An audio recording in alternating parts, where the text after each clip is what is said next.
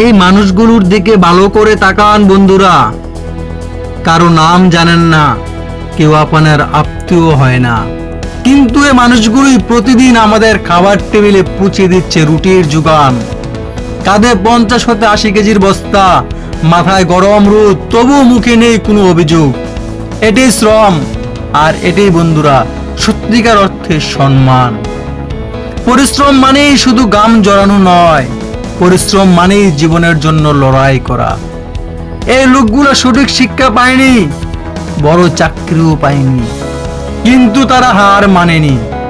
তারা একটা পথ খুঁজে নিয়েছে। এরা জানে এই পৃথিবীতে আমরা যদি থেমে যাই তাহলে জীবনও থেমে যাবে।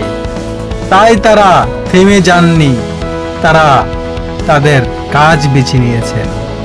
আমরা অনেকে শ্রমিকদের দেখি নিচু চোখে, অথচ আপনি যে ভাত খান, যে সবজি খান, দোকানে যে পেঁয়াজ কিনেন, সবকিছুতেই এই শ্রমিকদের ঘামের গন্ধ মিশে আছে। তারা যদি একদিন কাজ না করে আপনার বাজারটাই হয়তো বন্ধ হয়ে যেতে পারে। শ্রমিক মানে দুর্বল নয়, শ্রমিক মানেই শক্তি। তারা আমাদের সমাজের চালিকা শক্তি। একজন প্রকৃত মানুষ তার কর্ম দিয়ে বড় হয়, পদের মাধ্যমে নয়। তাই আজ থেকেই শিখুন, শ্রমিক মানেই আমাদের গর্ব। এই মানুষগুলো দিন শেষে বাড়ি ফিরে যায় কাদামাখা শরীর নিয়ে, কিন্তু বুক ভরা ভালোবাসা নিয়ে। সন্তানকে একজোড়া জুতা কিনেও দিতে চায়, স্ত্রীকে একটুখানি হাসিও তারা দিতে চায়। এর চেয়েও বড় কোনো প্রেম আমার মনে হয় না বন্ধুরা এই পৃথিবীতে আছে বলে আমার মনে হয় নেই। বন্ধুরা, যারা ভাবছেন চাকরি না পেলে জীবন শেষ, তাদের বলি কিছু করো, ছোট করে হলেও কিছু না কিছু করো, কিন্তু থেমে যেও না। কারণ শ্রমিকরা শিক্ষা দেয় কাজ ছোট হতে পারে, কিন্তু মনটা বড় হওয়া চাই।